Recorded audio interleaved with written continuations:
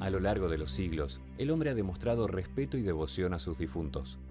Y así, el culto a sus muertos se fue construyendo bajo el signo de cada época.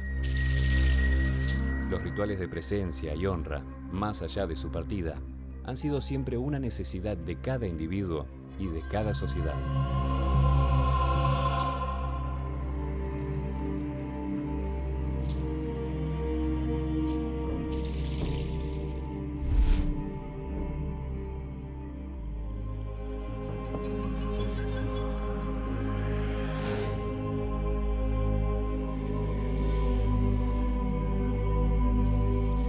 El tributo a la muerte fue cambiando con la historia misma del hombre. Hasta los años 60 se seguía reuniendo los deudos, se seguían reuniendo en torno a las tumbas de sus familiares para el Día de Todos los Muertos, el 2 de noviembre, e incluso hay algún nicho que tiene un pequeño buzón que dice cartas, en el cual aquel que no llegaba a visitar a todos los conocidos en el Día de Todos los Muertos podía hacerlo en los días subsiguientes, y entonces la única manera de comprobar que había estado era precisamente dejando una tarjeta personal en ese lugar. Por lo que se sabe en aquel momento, no dejar una tarjeta o no haber visitado a los difuntos era considerado como algo grave, ¿sí? Era una falta de respeto a la familia, ¿sí? Una especie, casi hasta una deshonra a la familia. Los cementerios ocupan un lugar fundamental en la historia y geografía de cada pueblo. Por eso en su construcción se convocaba a los mejores artistas. Uno de los más emblemáticos fue el arquitecto ítalo-argentino Francisco Salamone. Francisco Salamone nació en Sicilia. Él vino muy joven a Argentina y realmente donde él estudió, se recibió, fue en Córdoba. Hijo de padre constructor, Salamone fue dejando su marca personal en obras que se destacaron en distintas localidades argentinas. Su primera obra así de valor y que se lo identifica como un modelo determinado de su estilo particular es en Villa María, en Córdoba. Y después se lo conoce fundamentalmente por toda la obra que él realiza en la provincia de Buenos Aires, jerarquizando el interior de la provincia de Buenos Aires.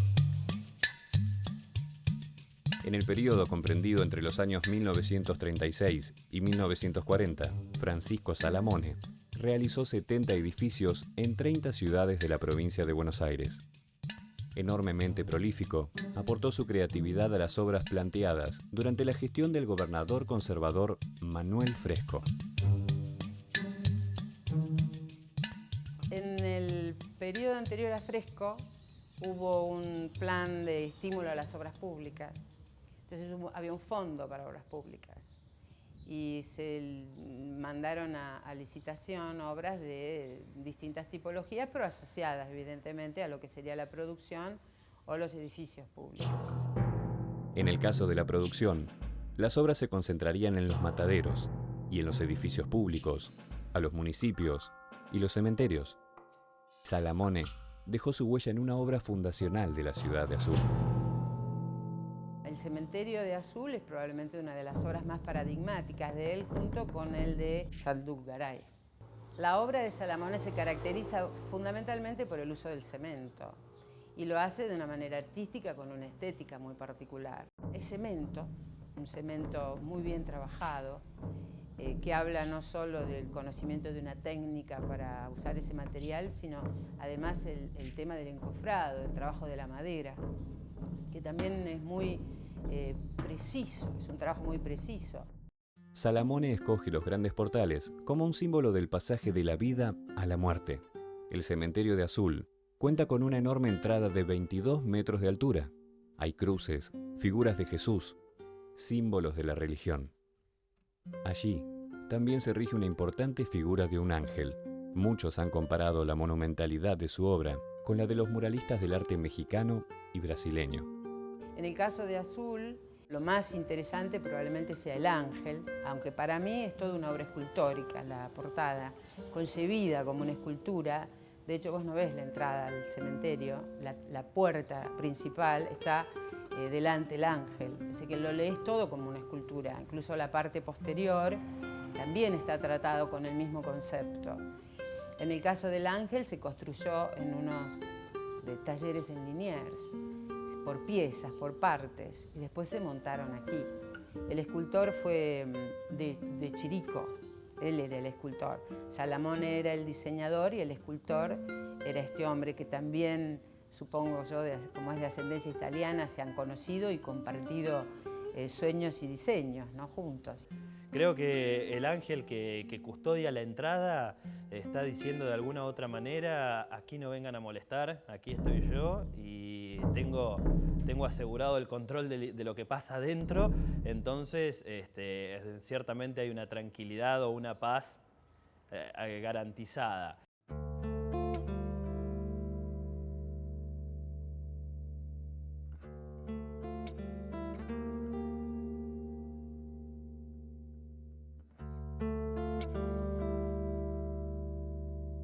Cada construcción habla de las familias que de esta manera rinden tributo a sus muertos.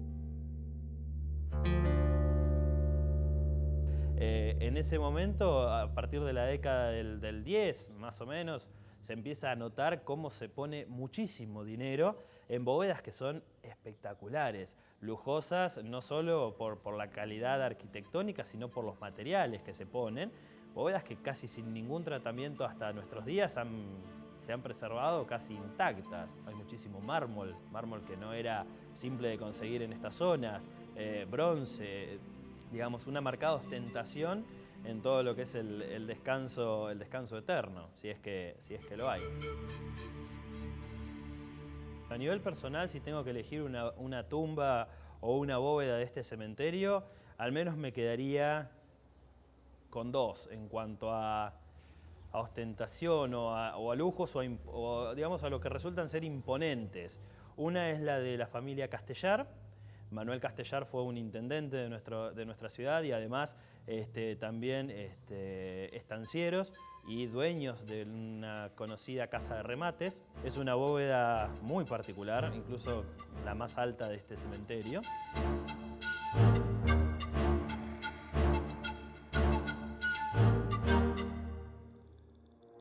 La otra que me atrae muchísimo es la de Lorenzo Piazza, que fue el hermano mayor de los 5 hermanos Piazza, un industrial de nuestra ciudad, propietario de una curtiembre y además una cervecería, fábrica de jabón, galerías comerciales y demás. Habiendo venido como inmigrantes desde Italia sin ni siquiera un peso, hicieron realmente en nuestra ciudad un imperio comercial. Casi todas las cosas o casi todos los comercios tenían alguna vinculación directa con los Piazza. La bóveda de Lorenzo Piazza, además de haber sido grado 33 en la masonería, encierra varios símbolos que tienen que ver con esta institución y además es imponente por su sola presencia. El interior, con un cielo abovedado y unas cruces en dorado, realmente llama muchísimo la atención. En el cementerio de Azul se suceden las figuras significativas en la historia de esta ciudad bonaerense ubicada a 299 kilómetros de la capital argentina.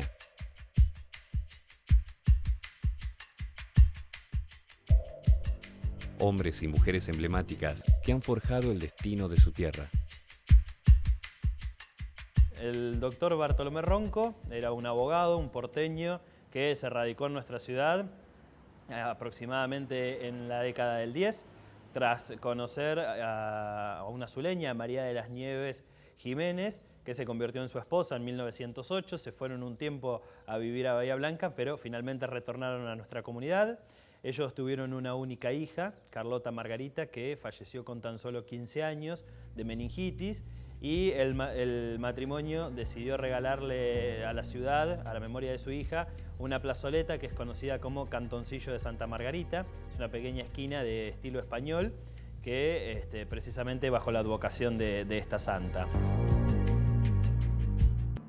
El doctor Ronco se desempeñó durante 22 años como presidente de la Biblioteca Popular de Azul, a la que aportó un enorme volumen de libros, así como preciosas obras de platería mapuche y platería gauchesca. A su muerte, su viuda donó 7.000 volúmenes de su colección particular, entre los cuales se halla la colección del Quijote más grande de América. Un una colección que a partir del 23 de abril del 2007 distingue a nuestra ciudad como Ciudad Cervantina de la Argentina. Esta fue una declaración hecha por el Centro UNESCO Castilla-La Mancha y a partir de entonces se viene desarrollando en nuestra comunidad toda una actividad en torno a la obra de Cervantes y a ese lema que se ha tomado desde el 2007, que es el Soy Quijote. La solidaridad de sus habitantes también es reconocida en este espacio de paz y silencio. María Gómez de Enciso era una mujer casada con un hombre de la alta sociedad. Ella dedicó toda su fortuna a la caridad. Prácticamente murió en la pobreza. Prácticamente no, realmente murió en la pobreza. Ella está sepultada aquí junto a su esposo y a sus 2 pequeños hijos. El mausoleo de María Gómez de Enciso tiene una escultura en mármol de Carrara. Es una mujer con 2 pequeños hijos, uno en brazos, el otro junto a ella. Tiene la mirada levemente hacia el cielo y el resto de la pieza está en mármoles grises con una leyenda que dice: el pueblo de Azul, a María Gómez de Enciso. Es el agradecimiento eterno de nuestra comunidad, ¿no? A haber volcado todos sus recursos y toda su dedicación, su vida entera, a haber tomado al pueblo como sus propios hijos, ¿no? Y haber criado en nuestra ciudad una conciencia de colaboración que no era muy común por la época. Los mausoleos de las familias ricas reflejaban la suntuosidad que en vida tuvieron sus muertos, así como, del mismo modo, la sencillez de las tumbas de la tierra hablaban de hombres y mujeres que habían transitado la pobreza. Muchas familias que tienen determinados recursos han construido en este lugar mausoleos extraordinarios. Y así también se nota cómo hay muchísimas sepulturas en tierra, precisamente de aquellas familias que no tenían recursos. Las sepulturas en tierra generalmente no son más que una pequeña cruz en madera o en hierro y alguna placa de bronce y no mucho más que eso. No todos podían acceder a un descanso honroso y eterno. La otra diferencia grandiosa que hubo en Azul fue lo que te contaba también sobre el cementerio de los pobres y el cementerio central.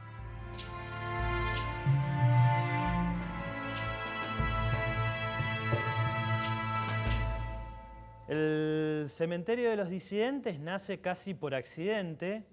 A finales del siglo XIX, casi comienzos del siglo XX, la Iglesia Católica decide hacer uso de su poder o de su control o del poder o control que le quedaba poco ya sobre los cementerios del país. Y lo que se decide aquí en Azul es que no podían ser sepultados aquellos que fuesen de otra religión o suicidas, no podían ser sepultados en el camposanto del cementerio central en ese momento, ni tampoco en el cementerio del oeste. Esto hizo que muchos deudos enterraran a sus muertos en las veredas del cementerio principal, lo cual acarreó problemas de higiene y seguridad, lo que obligó a la iglesia a dar un paso atrás en su ultimátum. En la actualidad, el cementerio de los disidentes está incluido dentro de la cuadrícula del cementerio central, ¿sí? O del cementerio único de Azul. Ya no hay una distinción por parte de la iglesia, de hecho la iglesia perdió el control sobre el cementerio, eso le corresponde a los municipios hoy en día por ley. Entonces, la iglesia no tiene más que mirar y dejar hacer. Y en este lugar también, en tumbas sencillas e ignoradas, descansan los restos de algunas víctimas de una figura que en Azul nadie honrará jamás. Mateo Banks, un hombre que a fuerza de ambición desmedida se transformó en el primer asesino múltiple de la historia argentina. En los cementerios se hilvanan relatos que producen temor y temblor. Por eso trabajar aquí no es una tarea sencilla.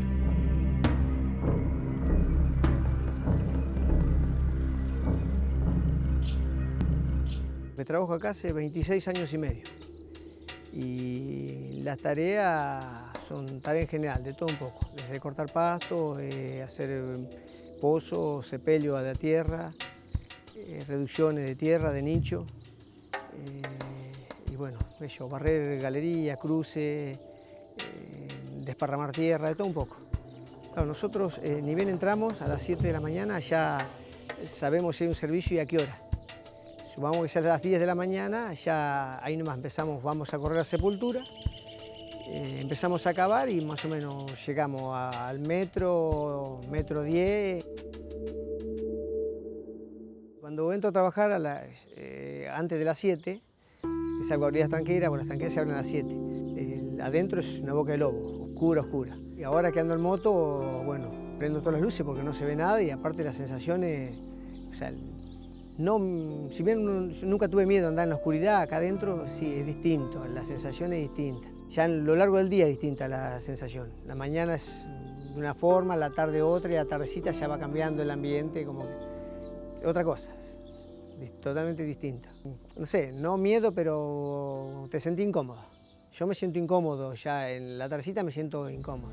En los cementerios, las leyendas se vuelven reales y las historias reales reviven en la oscuridad, en cada ruido inesperado. Sí, me han contado hace unos meses atrás, bueno, los que estaban de seguridad en policía, y ellos han experimentado cosas en la noche, porque ellos por medio por el hecho del lugar han traído, por ejemplo, en un caso trajeron un perro, un Rottweiler, y dicen que era, según ellos era bravísimo, lo trajeron y bueno, cuando entraron adentro del cementerio, los 30 metros de entrar, el perro empezó a retroceder, a llorar y no lo pudieron hacer avanzar.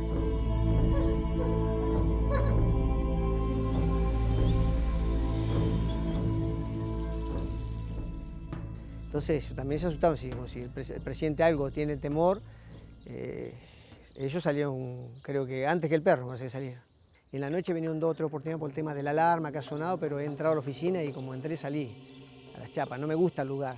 Sí, ya porque ya he leído que el cementerio es, de día es una cosa y de noche por el lugar y no es agradable. A mí en sí nunca me gustó. Porque aquí no solo hay homenajes a los buenos hombres, también hay símbolos que hablan de cuán furioso es un individuo si es presa de su ambición. Uno de los personajes tristemente célebres de nuestra ciudad es Matteo Banks. Se convirtió el 19 de abril de 1922 en el primer asesino múltiple de la historia de nuestro país. De origen irlandés, Matteo Banks llegó a la Argentina en el siglo XIX. Vivió en Chascomús y luego se trasladó a Azul. Muy buena posición económica, era junto a sus hermanos dueños de varios campos, era incluso aquí en nuestra ciudad representante de la marca de automóviles Studebaker, era miembro honorario del Jockey Club de Azul y era quien portaba el estandarte o los estandartes en las procesiones que hacía la iglesia. Era sumamente admirado, reconocido y querido en nuestra ciudad, pero tenía un pequeño problema y era precisamente el problema de juego. Y esa ostentación que lo llevó a gastar más de lo que tenía. La sociedad con sus hermanos empezó a tener fracturas, algunas fisuras, y en poco tiempo él se vio forzado a vender sus campos a sus hermanos porque él quería seguir sosteniendo su nivel económico, quería seguir sosteniendo su nivel de vida social, pero no tenía los recursos suficientes para hacerlo. Entonces, tras haber vendido todo, creyó que había una solución extra, que era heredar a sus hermanos. Y esa herencia no podía ser de otra manera que sino forzada, y era precisamente deshaciéndose de su familia. Así, el 18 de abril de 1922, urdió un plan para ponerle fin a su caída económica. No solo planteó matar a sus hermanos, sino que también buscó asesinar a sus cuñadas e incluso a sus sobrinas. Para ello, se valió de la estricnina. La estricnina fue en demasía y en realidad lo único que hizo fue darle un gusto raro a la comida, y en las dos casas tiraron esa olla de comida. Inmediatamente sus hermanos tuvieron una leve sospecha de que algo raro sucedía, porque contactados entre ellos habían comentado ese acontecimiento extraño, y la única persona que había estado en los dos lugares al mismo tiempo prácticamente había sido Matteo Banks. Ya En esa mañana del 18 de abril se había generado un sesgo de desconfianza muy grande entre ellos y Matteo Banks había quedado prácticamente en evidencia. Nadie imaginó que hacia el atardecer, la obra inconclusa de Banks se transformaría en la matanza más sangrienta de la época. La primera de sus víctimas fue su hermano, a quien sorprendió en un pasillo entre habitaciones de la casa. Le disparó por la espalda con su escopeta. Luego cayó víctima de Banks su sobrina y ahijada, que era la hija precisamente de la primera de las víctimas.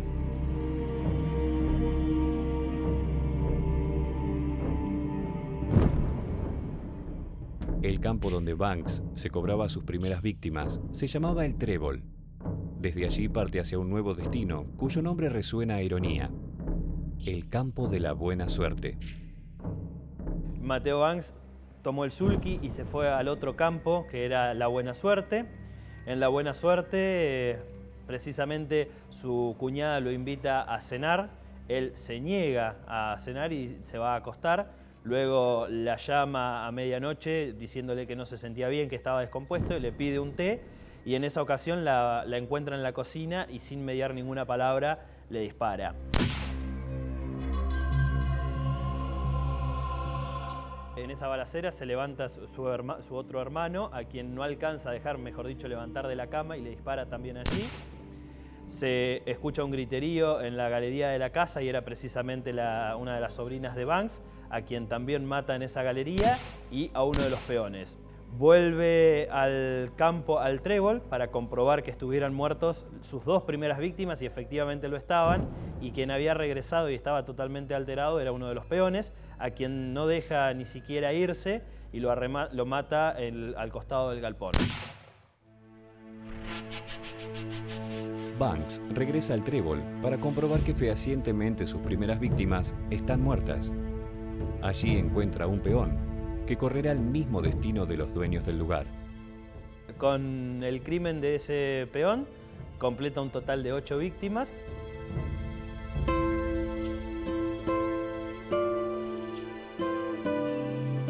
Matteo Banks regresa apenas sale el sol y pide ayuda al doctor Agustín Carus. El abogado sospecha de la veracidad de su historia.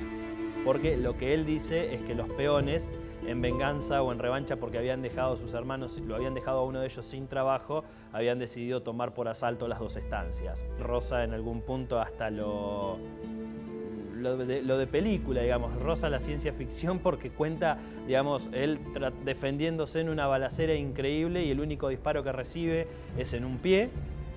Muestra como prueba de eso su botín roto y en realidad lo que no tenía lastimado era el pie. Lo que había hecho Matteo Banks era dispararle a su botín con la escopeta, pero había corrido el pie previamente.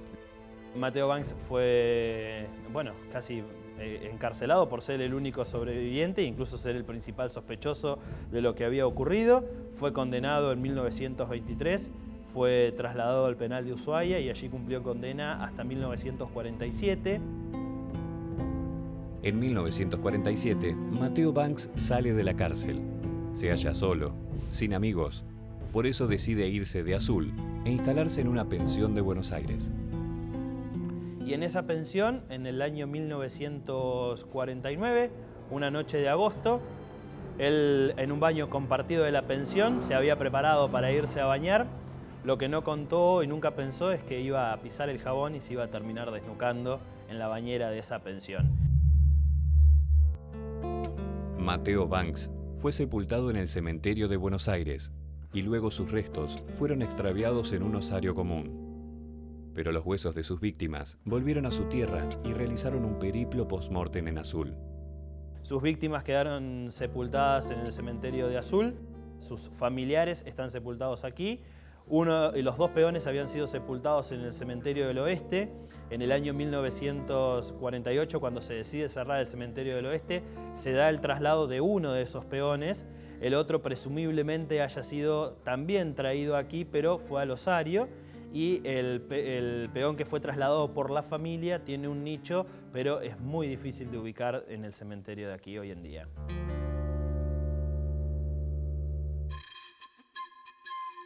La belleza de la construcción, la dedicación minuciosa de los artistas de un tiempo calmo y dedicado, las obras de arte, las fuerzas de las bóvedas, los mausoleos, la honra de cada familia y de toda una ciudad, hacen de este espacio de Azul un lugar a cuidar. Una tarea difícil, pero no imposible. El mantenimiento del patrimonio es una cosa inabordable. La Nación tiene un fondo para obras de patrimonio en donde se administra desde el Ministerio de Economía, el Ministerio de Obras Públicas, que está en Plaza de Mayo. Uno tiene que entrar en la lista de valores patrimoniales para poder acceder a fondos que permitan el mantenimiento y el restauro de las obras de patrimonio de todo el país. Mientras tanto, en Azul, se está construyendo un centro donde se interpretará la obra de este genial escultor, un homenaje a su esfuerzo y talento.